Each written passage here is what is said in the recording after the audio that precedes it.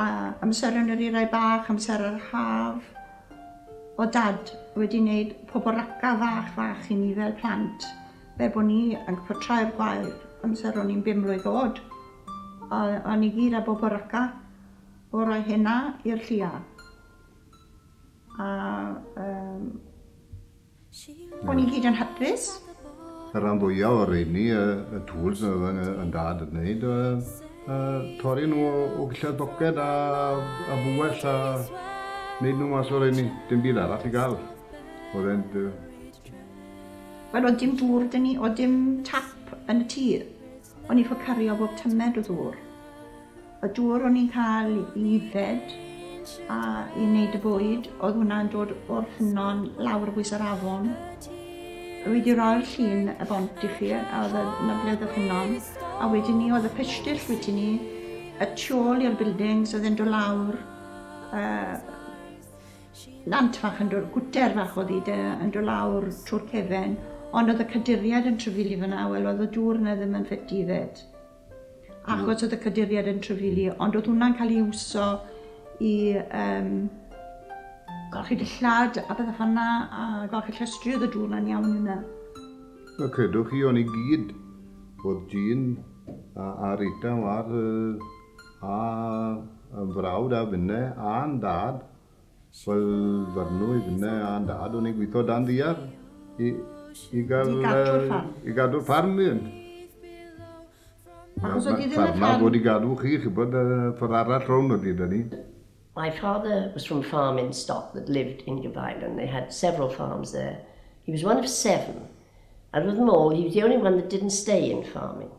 Because when he was a young man, he partly worked on the farm, then walked over the mountains of Blenavon to do some mining to make some money. Everybody these days, they're so self-centered, I think, and almost greedy. And in the old days, all farmers used to share the work amongst each other. You know, they'd come and visit for shearing and many other jobs. But today, mechanization has taken over, and you haven't got that spirit that we had. And of course, people today have no conception, and it's hardly worth trying to tell them how hard life was on the farm when I was a boy. Y pethau mwy diddorol felly yn yr parc I fi yw agwedd y bobl tuag at y parc a agwedd y parc tuag at y bobl. Achos ar y dechrau oedd bobl yn ddrwgdybus iawn.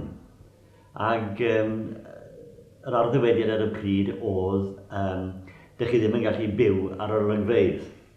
Ac wrth gwrs mae hynny wedi newid yn llwyr oddi ar hynny. Erbyn hyn mae twristiaeth wedi tyfu i fod yn bwysig iawn yn yr economi lleol, ac felly mae agwedd y bobl tuag at y parc wedi newid. Ond ddiddorol hefyd yw efallai y ffordd mae bobl o'r tu allan yn edrych ar y parc hefyd. Achos ar y dechrau oedd storiau di-ri am gamddealltwriaeth felly gan y cyhoedd o beth oedd y parc cenedlaethol. Un stori hynny o dan y bont yn wreiddiol oedd I deulu droi lan yn y pentre a set o'r picnic lan ar lawnt rhywun, private. A pan oedd bobl yn gofyn iddyn beth yn meddwl yn wneud, yr ateb oedd, but it is a national park, isn't it? Felly oedd yn cymryd genedlaethol fod yn hollol wahanol I beth yw yn gwirionedd. I think the greatest challenge for all the national parks, not just the Brecon Beacons National Park, is the future sustainability of the farming industry. People are beginning to realize that the park is not God-given. It's actually the result of generations of farming. And the whole landscape is man-made, not given by right. Farming isn't very easy at the moment. No. There's too much paperwork by any sense. We're restricted on everything we do. There was more pleasure in farming 20 years ago. We can't do what we like when we like almost now. And I had 3 boys and a girl. And I guided them away from farming because I could see at that time that there wasn't much future in farming. But they got to realise that unless they keep the farming in the countryside, as in the national park now, the national park won't be as it is now. And if they take the sheep off the hill, they won't be the lovely walks that are there now because it'll be overgrown. Overgrazing has been, I think, a problem in some areas of the park. But I think 2001, with the severe impact of foot and mouth, did open everybody's eyes to the risk of undergrazing.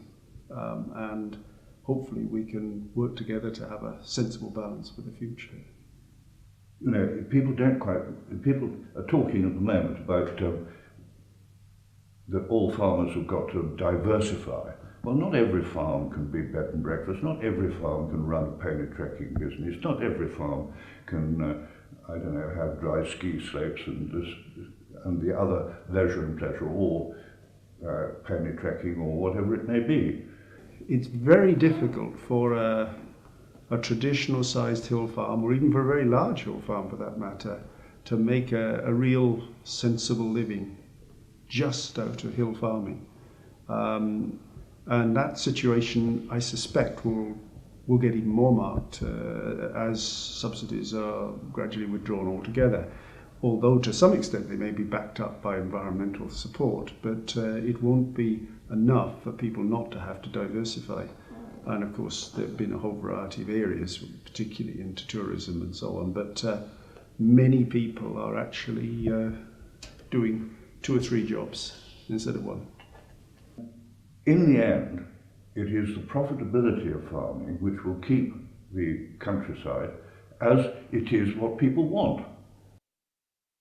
One day we had a chap called Clive Ashcroft selling animal medicines, and he said, we've got the mountains right behind us, as you've seen. He said, hasn't anybody thought of gliding here? And I hadn't thought of gliding. I said, no.